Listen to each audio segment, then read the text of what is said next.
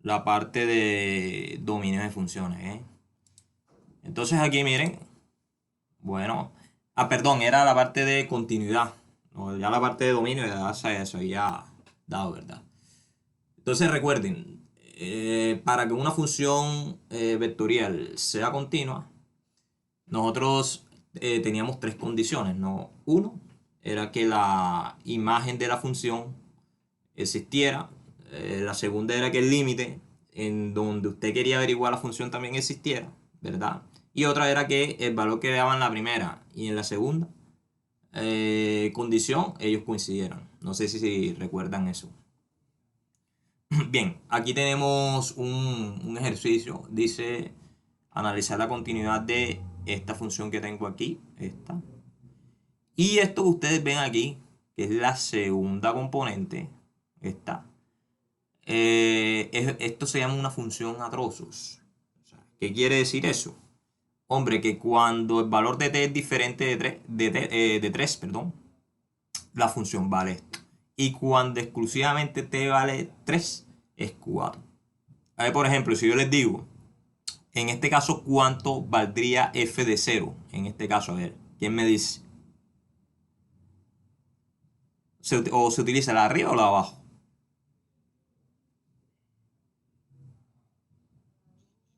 La de abajo, ojo, f de 0. La de arriba, claro. Porque fíjense que aquí me están diciendo eso. Porque fíjense que. Exacto, el cero es. Ojo, te vale cero y es diferente de 3, exacto. Entonces se utiliza la de arriba, ¿ok? Bien. Entonces así es como funciona una función a trozo, que en este caso es mi segunda coordenada. Bien, entonces recuerden, aquí. Ajá, sí, dígame.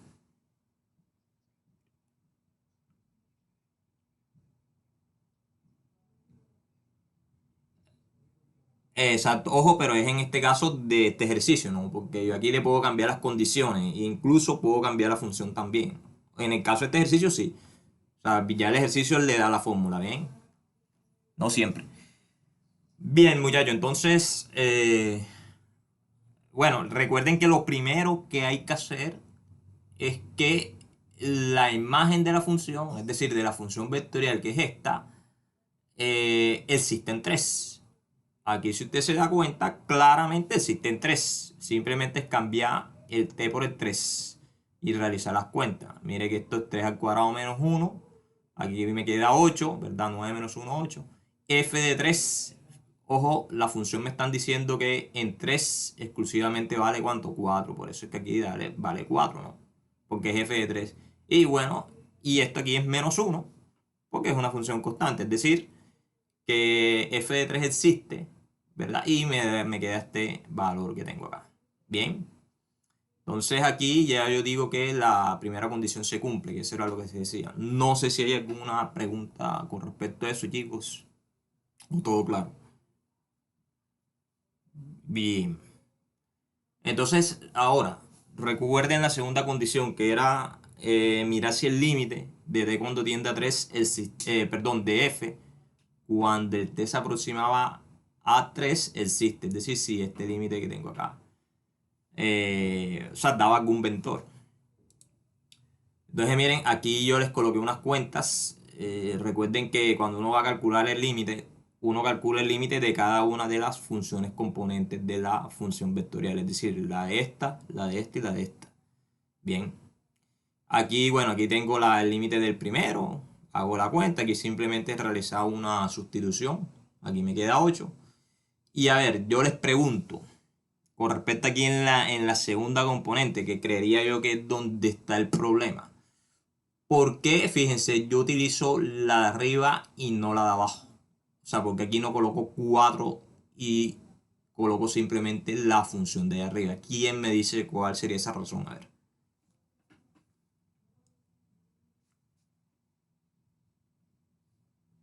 ¿Quién me dice? A ver.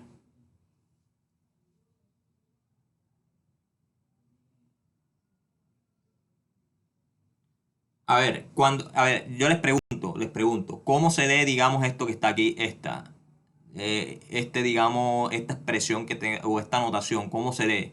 ¿Límite de qué? De ¿De qué? F de t.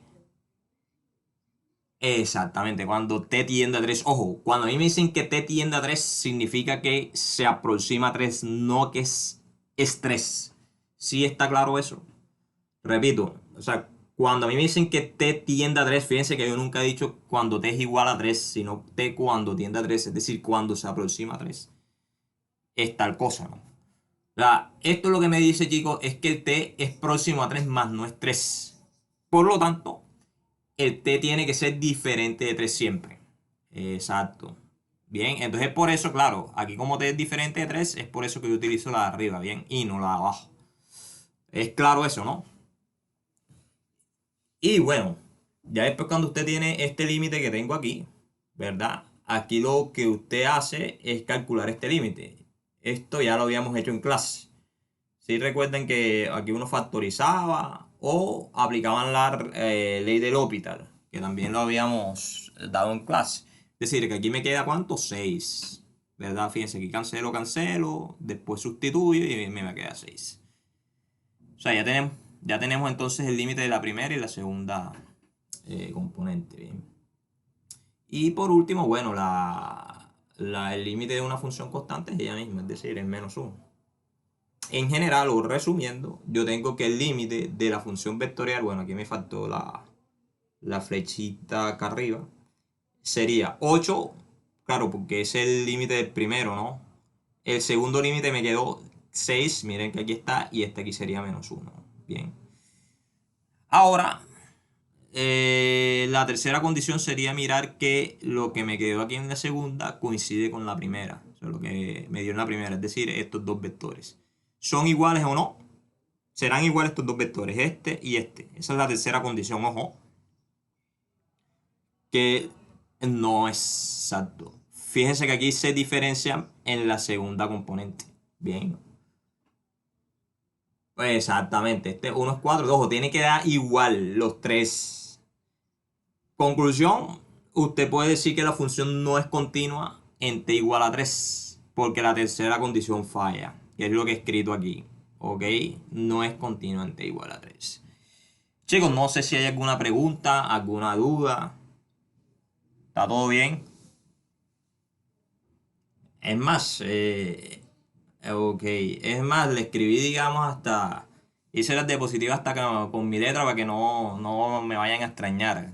Ya, aquí está. Aquí, mira, tablero y todo. Bien. Ok, muchachos, entonces, bueno, digamos, un ejemplo de una función que no es continua. Que yo les había dicho, recuerdo que les había dicho en clase.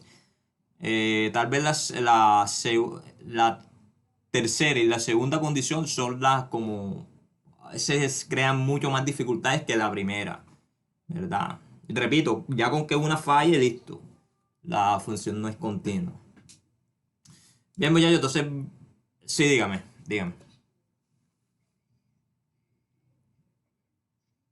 Ujú.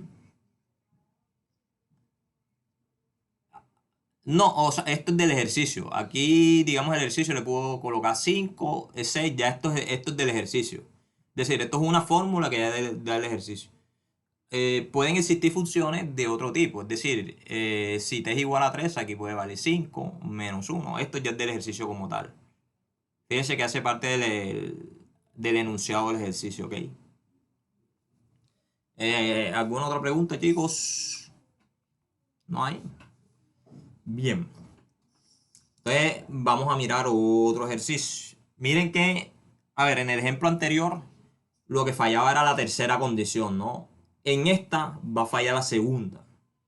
Y recuerde que en clase habíamos hecho uno donde fallaba la primera, que yo les dije que esa era la más sencilla de todas, cuando fallaba la primera. Bien. Bueno, chicos, miren, entonces aquí nuevamente me piden analizar la continuidad de esta función, perdón, de esta, que es la función vectorial, y la primera componente es esta que tengo aquí, esta. Bien. En t igual a 1. Recuerde que cuando a mí me piden analizar la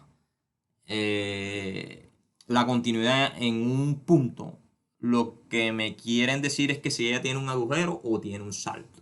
Bien. Lo primero, lo mismo de siempre, chicos. Estos pasos son estándares. Lo primero aquí sería mirar la imagen de la función en 1. Es decir, mira si yo puedo realizar las cuentas.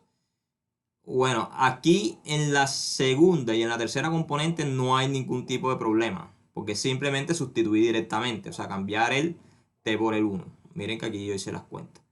Y a ver, y lo mismo del caso anterior. Miren que aquí me están diciendo f de 1. Fíjense que yo aquí tengo que utilizar la de arriba, es decir, esta, porque aquí me están diciendo que el t tiene que ser t mayor o igual a 1, ¿ok? Claro, el t puede ser mayor o igual a 1. Aquí en este caso es igual, el t es igual a 1. Por eso yo utilizo esta condición que tengo aquí y no la segunda.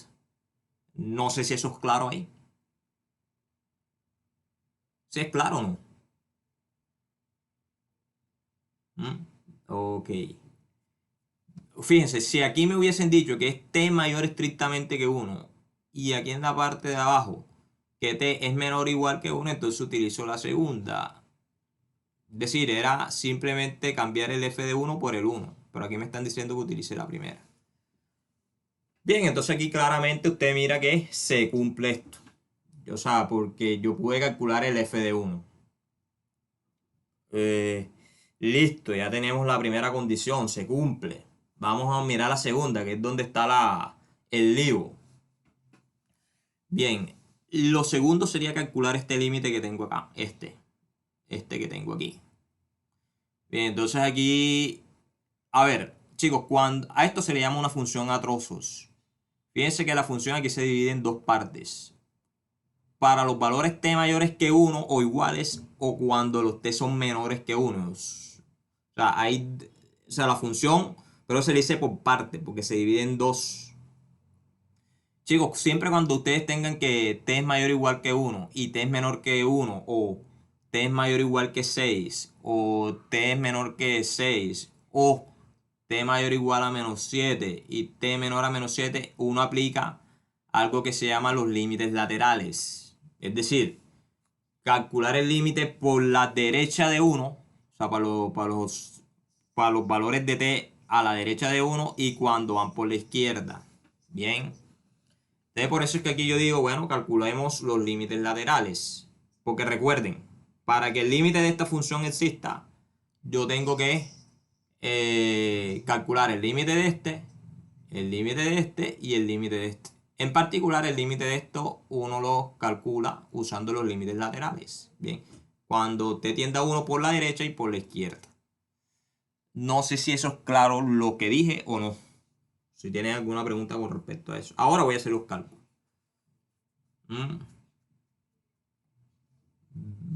Bien. Entonces vamos a mirar cómo uno calcula eso. Bien, la propiedad de los límites laterales, chicos. A ver. Esto que está aquí, esto que ustedes ven, aquí es cuando el X tiende, en mi caso, claro, este es cuando tiende a A por la derecha de A. Es decir, usted se aproxima a A por valores que están a la derecha. Y por acá yo calculo el límite para valores de X que están a la izquierda de A. Bien. Entonces, el límite existe, o sea, el que quiero calcular, siempre y cuando los límites laterales existan y coincidan. Es decir, me tiene que dar en el mismo valor para que pueda este límite existir. Miren entonces lo que pasa, vean. Voy a calcular el primer límite lateral. Límite, bueno, aquí es t, la verdad. De t cuando tienda a 1 por la derecha. Es decir, ojo, los valores de t ahí los voy a tomar por la derecha del 1. Ojo, valores por la derecha del 1. Y miren cómo es la función. Para t mayor o igual que 1, recuerden que si t es mayor o igual que 1, está por la derecha, ¿sí o no? Porque, claro, a ver, si t es mayor o igual que 1, está por la derecha. Pues claro, t iba a tomar los valores de 2, 3, 4, 5. O sea, quiere decir que son valores que están por la derecha. Y fíjense, cuando t es menor que 1, que es esto, ahí te va tomando valores por la izquierda de 1. Bien. Entonces, por eso, que claro, cuando es por la derecha se va a transformar en t más 1. Recuerden que la función varía t más 1 si el t es mayor o igual que 1. Claro, aquí yo realizo la sustitución común y corriente, me queda 2. Y por la izquierda, es decir, t cuando tiende a 1 por la izquierda, recuerden que aquí el t es menor que 1. Bien, entonces fíjense, según la función, si t es menor que 1, vale 1. Es por eso que, bueno, aquí la función es 1. Conclusión, el límite este no existe, porque lo que me dice la propiedad esta. Por eso aquí les coloqué recordar. Si los límites existen y son diferentes, entonces el límite cuando t tiende a 1 no existe. Hombre, ¿por qué? Porque es que usted no sabe si es 2 o si es 1. Porque claro, para cuando t se aproxima a 1 por la derecha, aquí me queda que es 2. Pero cuando t se aproxima por la izquierda, aquí me queda que es 1. Claro, no sé si es 2 o es 1. Entonces, recuerden que en matemática, cuando algo resulta ser ambiguo, usted concluyó que no existe. Entonces aquí yo tengo que este límite no existe. Ojo, el límite de la segunda componente que era f. Y por lo tanto el límite de la función vectorial no existe. Recuerden que para que el límite de una función vectorial exista, los tres tienen que coincidir. Por lo tanto, la función no es continua en t igual a 1. Esa es la gran conclusión. Estoy cansado ya. Chicos, preguntas. No sé si hay preguntas, dudas. Esto no sé si lo vieron en cálculo diferencial 1. Perdón, en cálculo 1. Preguntas, chicos. Dudas. Quiero saber si todo está claro. Todo bien. Todo bien. Listo. Entonces vamos para adelante. Y el resto de los chicos. Ok, listo. Todo bien. Bien, pues. Entonces vamos para adelante, pues. Chicos, bueno, ahora vamos a mirar la parte de derivación e integración. Obviamente de funciones vectoriales. Recuerde que esto simboliza funciones vectoriales. Chicos, es el mismo cuento. Yo les había dicho que esta parte es un poco repetitiva, ¿no? Aquí la derivada de f de b, perdón, la derivada de una función vectorial, uno la define simplemente como la derivada de cada una de estas componentes, es decir, de esta y esta. Así uno define la derivada de una función vectorial. Es decir, es trabajar tres veces. Derivar primero, derivar segundo y derivar tercero. La tercera componente. Eso es. Y en cuanto a la integración, es lo mismo. Si yo tengo una función vectorial que es esta que tengo aquí, entonces cuando a mí me piden integrar esta función, entonces sería simplemente integrar la primera, la segunda y la tercera, que sería esto. Lo mismo pasa para las, ojo, esta es una integral indefinida, esta es una integral definida. ¿Ok? Y es lo mismo, sería integrar el primero, el segundo y el tercero. Bien, aquí vamos a realizar un pequeño ejemplo, como les decía, es similar, es igual. Tengo una función vectorial que es esta y me piden calcular la derivada y la integral desde 0 hasta 1. La derivada es simplemente derivar esto, esto y esto. Es decir, la derivada de t cuadrado es 2t, la derivada de menos 3t es menos 3 y la derivada de t más 1 es 1. Y para integrar es simplemente integro el primero, integro el segundo y el tercero. Recuerden que la integral de t cuadrado es t a la 3 sobre 3, lo que vimos en el curso pasado. La integral de menos 3t es menos t cuadrado sobre 2. Y la integral de t más 1 es t cuadrado sobre 2 más t. Ok, esas son por las fórmulas de integración. Y recuerden que cuando yo tengo una integral definida, yo tengo que sustituir los límites de la integral, que es lo que ustedes ven aquí, que es este símbolo. Uno lo denota de esa manera. Entonces recuerden que aquí yo tengo que sustituir primero el límite superior. Aquí sería 1 elevado a la 3 sobre 3 es esto, menos, ojo, se resta, y sustituyo el 0, es decir, 0 a la 3 sobre 3. Lo que pasa es que para la sustitución del límite inferior se anula, por eso no lo coloqué aquí. Lo mismo ocurre acá. Fíjense, aquí reemplazo el t cuadrado por el 1. Claro, me va a quedar menos 3 sobre 2. Y luego menos, sustituyo el t por el 0 y se va a terminar cancelando. Y acá lo mismo. Fíjense, acá digamos sustituyo el t por el 1, por eso me queda 1 al cuadrado sobre 2. Aquí es 1. Menos, ojo, sustituyo el t por el 0. Eso se va a cancelar. Pues claro, esto aquí me queda 0. Ojo, para el segundo límite de integración. Realizo las cuentas y listo, tengo esto. Bien, estoy aquí con una calculadora. Entonces me queda la integral de esta manera. Chicos, esto es más que todo un recorderi, porque fíjense que es lo mismo. Lo que en verdad, digamos, hace parte del curso de cálculo vectorial es esto. Dice que es la definición de vector tangente a una curva. Bien. Entonces, a ver, muchachos, cuando yo tengo una función vectorial, que es esto, que tengo aquí, la gráfica es como una especie de cuerda. Eso yo creo que lo habíamos visto en clase, yo se los había dicho. Entonces, cuando usted deriva, lo que yo estoy encontrando es un vector que es tangente a la curva en este punto. Este punto aquí es t, ¿ok? Repito, cuando usted deriva una función, lo que está haciendo es calcular un vector tangente a la curva. Bien. Ahora, chicos, vamos a definir lo que es un vector tangente unitario. Bueno, aquí me faltó la palabra tangente unitario. Uno lo define de esta manera. Es decir, usted deriva y divide entre la norma de ese vector, del vector derivada, este que tengo acá. Pregunta, chicos, a ver, ¿cuál sería la norma de este vector que tengo acá? De este, ¿quién me dice? ¿Cuál sería? A ver. ¿A cuánto equivale?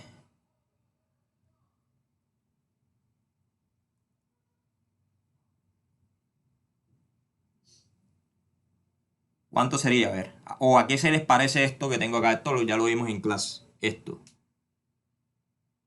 O esta parte que tengo aquí, pues. Eso se le parece a algo que nosotros vimos en clase. De hace ratico, pero lo vimos. ¿Qué sería ahí? A ver.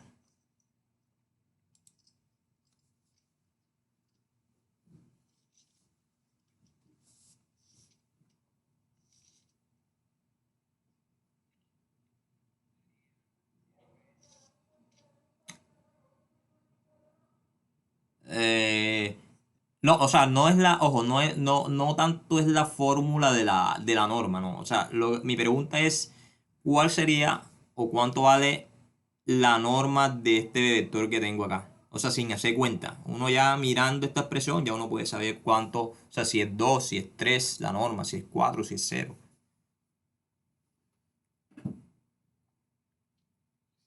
1, muy bien. ¿Por qué sería 1? A ver.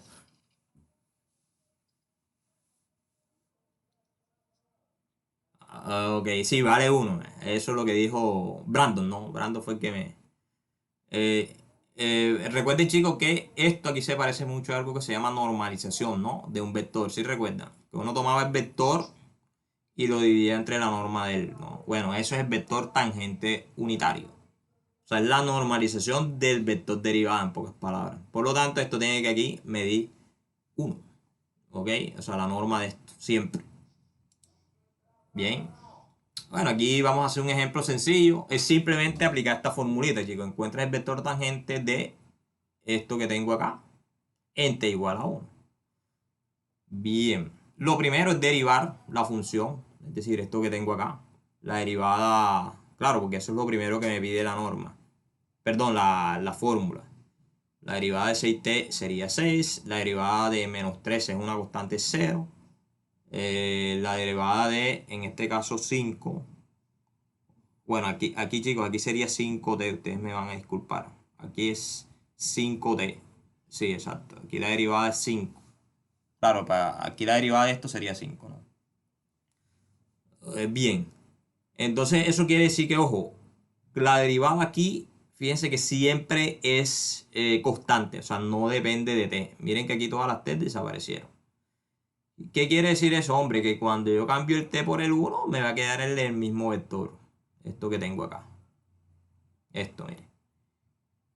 O sea, si aquí, por ejemplo, t vale 2, vale lo mismo. ¿Por qué? Porque es una función constante. Si a mí me pidieran t igual a 13, es lo mismo. O sea, no hay ningún problema acá.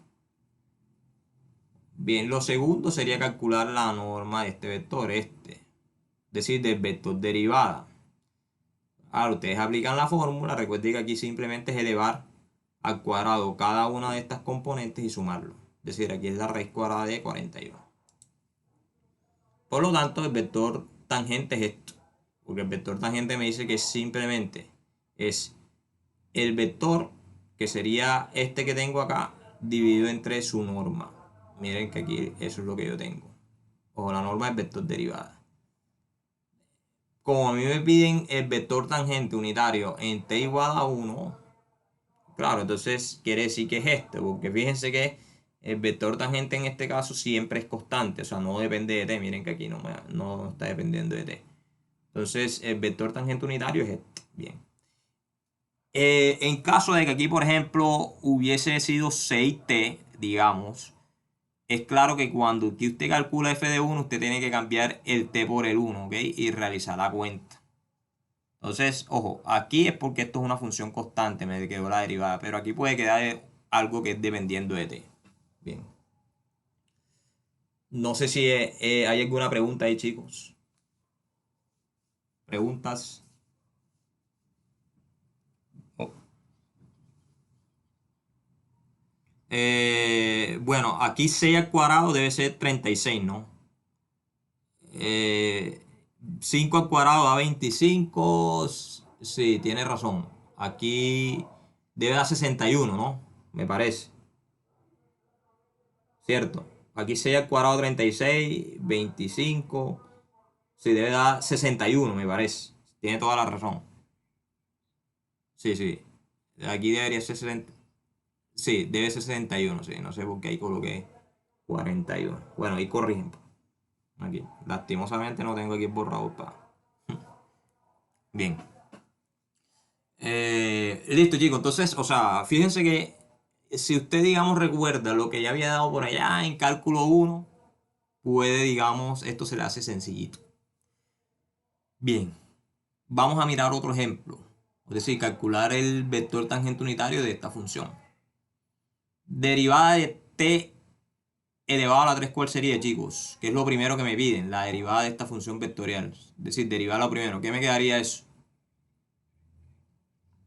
3t al cuadrado, ¿no? Exacto, ya, eso sí. La derivada de menos t, ¿cuál sería? Menos 1, muy bien. La derivada de 3t al cuadrado, ¿cuál es? 6t, exacto. Entonces, no, pero es que esto es un ejercicio. Yo pensé que era un ejemplo. Ya, ya. Bueno, eso les queda de tarea entonces. Entonces, esto, esto lo van a presentar ya. Esto. Lo que diga ejercicio hay que presentarlo. Bien, lo suben a la plataforma. Es sencillito. ¿Ok? Bueno, y ahí le hice, yo creo que del 60% hicimos el ejercicio ahí entre Brandon y. Bien. Y lo otro, chicos, ya digamos aquí de pronto para terminar, es definir algo que se llama la longitud de arco. Esto que tengo acá. O sea, chicos, miren, en realidad los temas que son de vectorial como tal es esta, que es la longitud de arco y el vector tangente unitario. El resto es más que todo para poder entender esto que tengo aquí. O sea, porque fíjense, aquí las definiciones hablan de derivadas de una función vectorial e integral. Bien. Chicos, miren, cuando ustedes escuchen hablar de longitud de arco, es simplemente medir la longitud de esta cuerda. Bueno, en este caso de este pedacito. Bien, pero ustedes le pueden pedir que mida la longitud de toda esta cuerda. O sea, en pocas palabras la longitud de arco es como si usted estirara este hilo y le colocara después una regla.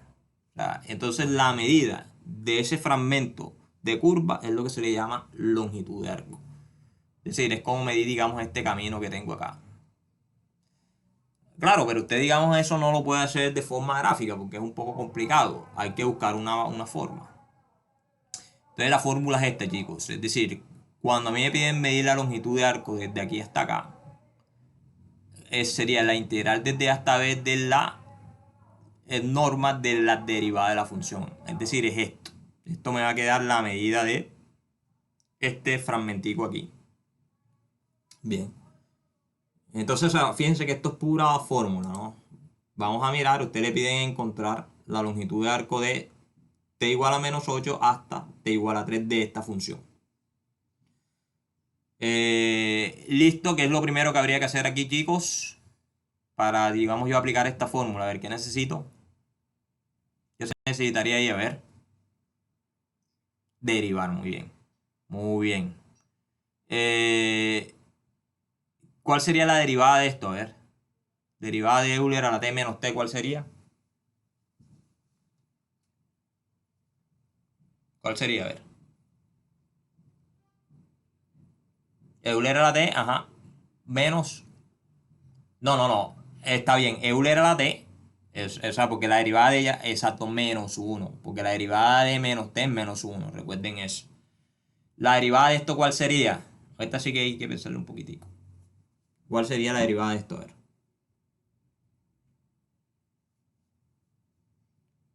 Sería, ojo, sale 4, ¿no? ¿Cierto? Recuerden que aquí, digamos, este exponente es una función interna, ¿no? Entonces usted deriva la función interna, que sería de t sobre 2, es un medio. Claro, multiplica el 4 este por un medio, me queda 2. Y la derivada más externa, es decir, de Euler es ella misma. Conclusión, la derivada, fíjense, es esto, la de la segunda es esta, y la derivada de la constante sería 0. Repito, aquí usted tiene que calcular la derivada de esto, pero esta función está compuesta por una función interna que está en medio y una que es más externa, que es Euler. Bien. La derivada de esto que tengo acá, de esto sería, la derivada de lo que está más afuera sería el mismo porque es Euler, y la derivada interna sería de esto, de t medio es un medio. Un medio por 4 me queda 2. Bien. Esta sería la derivada de. ¿Preguntas sobre eso, chicos? ¿Dudas? ¿No hay? Bien. Entonces ahora realizamos la cuenta. Recuerden que hay que ahora que calcular la norma de esto, ¿no? Entonces aquí, recuerden, la norma de esto sería elevado al cuadrado esto, elevado al cuadrado esto, ¿cierto? Y elevado al cuadrado esto, que fue lo que hice aquí. Bien. Aquí, ojo, aquí digamos, tengo que aplicar la diferencia, perdón, el binomio de Newton. Recuerden que es ojo, no es el cuadrado este menos el cuadrado de esto, ojo, eso es falso. Recuerden que es el cuadrado del primero menos 2 veces el primero por el segundo más el último elevado al cuadrado. Repito, es el cuadrado del primero menos 2 veces el primero por el segundo más el último elevado al cuadrado. Es decir, Euler a la t elevado al cuadrado. Claro, usted aquí lo que hace es, cuando eleva al cuadrado el Euler, es multiplicar este t por el 2. Por eso aquí me queda 2t. Luego sigue menos 2 veces el primero, que es Euler a la t, por el segundo, que en este caso es 1. Claro, 2 por 1, 2 me queda esto. Más el último elevado al cuadrado. 1 al cuadrado es 1. Bien. Aquí sería más el cuadrado de esto. Recuerde que aquí sería elevado al cuadrado el coeficiente y elevado al cuadrado la función. Esto que tengo acá. 2 al cuadrado sería 4. El cuadrado de Euler a la t es medio. Aquí simplemente lo que hago es multiplicar los exponentes, siempre.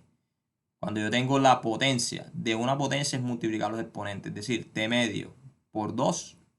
Claro, aquí cancelo este 2 con este 2 y me queda t. Y bueno, ya cuando yo lo tengo en este punto es suma términos semejantes. Es decir, los Euler a la t con los Euler a la t. 4 Euler a la t menos 2 Euler a la t me queda 2 Euler a la t. Bien. Ojo que esto no se puede sumar porque fíjense que este es Euler a la t y este es Euler a la 2t, o sea, no son semejantes. Ojo, tienen que ser los términos que tengan la misma expresión matemática, en este caso Euler a la t. Cuando yo lo tengo en este punto, bueno, este Euler a la 2t ya ustedes saben que es lo mismo que yo tener Euler a la t elevado al cuadrado. Claro, cuando usted multiplica este 2 por este t me queda 2t. Bien, entonces lo expreso esto. Y fíjense que en esta parte yo tengo un trinomio cuadrado perfecto. Es decir, esta expresión tiene raíz cuadrada, esta tiene raíz cuadrada exacta, claro está. Y el de la mitad, fíjense que es el doble de la multiplicación de las dos raíces cuadradas anteriores. Fíjense, repito, raíz cuadrada de este es, ojo, de todo esto es Euler a la t, ¿no? Ojo, de todo esto, de todo esto. La raíz cuadrada de esto es 1, ¿verdad? 2 por Euler a la t por 1 me queda el de la mitad. Es decir, es un trinomio cuadrado perfecto. ¿Cómo yo factorizo esto? Hombre, coloco la raíz cuadrada del primero y del último en los paréntesis. Esto lo meto en un paréntesis y todo eso lo elevo al cuadrado. O sea, es como si ustedes le colocaran a factorizar x al cuadrado más 4x más 4. Es un trinomio cuadrado perfecto también. Es lo mismo. Imagínense que esto aquí es como si fuese x, esto que tengo acá. Y factorice el polinomio y fíjense que va a tener la misma estructura. Saco la raíz cuadrada de esto. Bien, claro, porque esto es de la norma. Recuerden que esta es la fórmula de la norma. Aquí yo puedo cancelar esto y esto. Es decir, el cuadrado con la raíz. Y me va a quedar lo que está acá adentro apenas. Conclusión. Lo único que tengo es que esta expresión es igual a esto. Es decir, la norma de la derivada de esto. La norma de la derivada de la función vectorial es esto. No sé si hay alguna pregunta, chicos. Esto aquí es realizar cálculo. O sea, digamos, hacerlo de forma detallada. Y sí, dígame.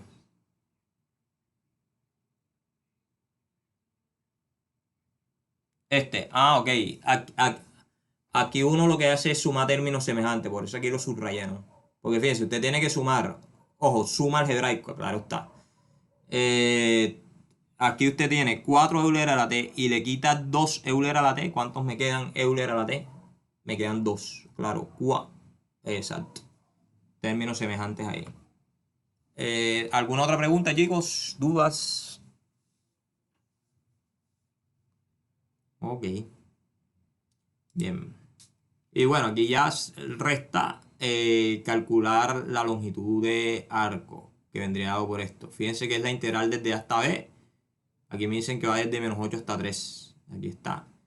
De la norma de la derivada de la función vectorial, que era esto. Aquí lo tengo. Esto que tengo acá. Y, perdón, esto. Y bueno, recuerden que aquí es calcular la integral de esto. Integral de Euler a la t es ella misma. Integral de 1 es t, ¿verdad? Y sustituir los límites inferior y superior de la integral. Recuerde que cuando yo lo tengo en este punto primero es sustituir el límite superior, es decir, donde está la t usted coloca el 3. Miren que aquí está, este es el primer paréntesis. Menos, porque esta es la fórmula siempre, donde va la t le coloco el menos 8. Es decir, que me va a quedar esto. Ok. Y bueno, aquí simplemente ya cuando lo tengo realizar las cuentas. Esto está precedido de un signo negativo, este sale negativo, este sale positivo. Y bueno, aquí suma términos semejantes, 3 más 8, 11 y el resto queda igual porque no son semejantes. Conclusión, la longitud de arco es esto. Es decir, esta es la medida, ojo, la medida exacta de esta cuerda que tengo acá. O sea, la que va desde menos 8 hasta 3 de la gráfica de esta función. Si usted quiere saber, digamos, un valor aproximado, pues coloca esto en la calculadora y me va a dar, digamos, una longitud aproximada. Pero ojo, esta es la longitud de la cuerda. Ok, ejercicio es esto que tengo acá. De esto lo van a hacer también, es decir, les quedan 2 ejercicios. Lo van a subir a la plataforma, tienen plazo hasta el próximo martes, que quizás organicemos otro encuentro la próxima semana. Que van a ser los horarios de clase. Chicos, no sé si hay alguna pregunta con respecto a esto. Ya saben, les quedan 2 ejercicios, ¿bien? Lo suben, otra cosita, lo suben, o sea, ustedes lo hacen a mano, ¿verdad? Le toman la foto y suben un PDF, o sea, digamos a la plataforma, porque así es mucho más fácil para mí de calificarlos ahí mismo. Porque yo en el PDF sí puedo rayar, puedo escribir, puedo hacer comentarios. En el Word no puedo hacer eso. Bien. Ustedes ya saben, les quedan esos dos ejercicios. Mm, Chicos, no sé si ustedes están haciendo otros encuentros virtuales con las otras materias. De pronto, no sé, para organizar. Ah, ok. No, lo que yo quiero es que, o sea, de pronto para que no se compliquen tanto, lo hacen en una hoja, ¿verdad? Le toman la foto. Vienen, o sea, esas fotos las pegan a Word. Y cuando las tengan en Word, la pasan a PDF. O sea, con el convertidor de... Y lo suben ya. Así es mucho más fácil para mí de calificarlo, ¿ok? Porque yo puedo rayar en el PDF. No, lo tienen que copiar de aquí mismo. Lo tienen que copiar de aquí mismo. No, lo que voy a hacer es, voy a subir las diapositivas en la plataforma también. Ahora, digamos, en el cambio de clase, o más tardecito, yo subo la diapositiva. ¿Ok? Y voy a mirar para ver cuándo puedo también subir video de la clase. Lo que pasa es que ahí sí va a demorar un poquito. Puede ser de hoy a mañana. Porque el video es un poco pesado ya. Entonces subirlo es un poco complicadito. Chicos, no sé si hay alguna pregunta. Preguntas, dudas. Mm. Yo les preguntaba si, bueno, saliéndonos un poco de la materia, si ustedes tienen, digamos, algunos otros encuentros virtuales, de tal manera de pronto de no organizarlo a las 8 de la mañana, porque yo sé que de pronto es un poco complicado para algunos, sino en otro horario. De pronto para, o sea, para tener de pronto un rango un poquito más.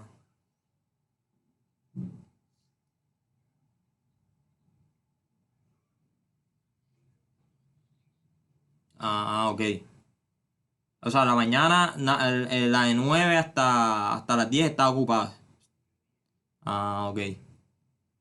Perfecto. Ok. Bueno, ok. Bueno, listo. Entonces yo de todas formas, yo les estaré, digamos, confirmando el otro encuentro virtual. Yo les digo, no, chicos, ¿qué les parece a esto? O si les parece hasta ahora, no sé. Está cruel. Ya bueno. Sé que yo lo coloqué hasta ahora porque es que, digamos, hay muchos que de pronto se les cruza la... Pero bueno, ahí miramos. Yo les estoy avisando para ellos. Yo les aviso si podría ser, digamos, en otro espacio. ¿Ok? Los viernes. Bueno. Bueno, listo. Bueno, entonces lo tendré en cuenta, pues. ¿Oyeron? Bueno, muchachos, entonces eso es todo por el día de hoy. Y ya saben, me estaré subiendo, yo creo que hoy mismo estas diapositivas. Bien. Chaito, chicos.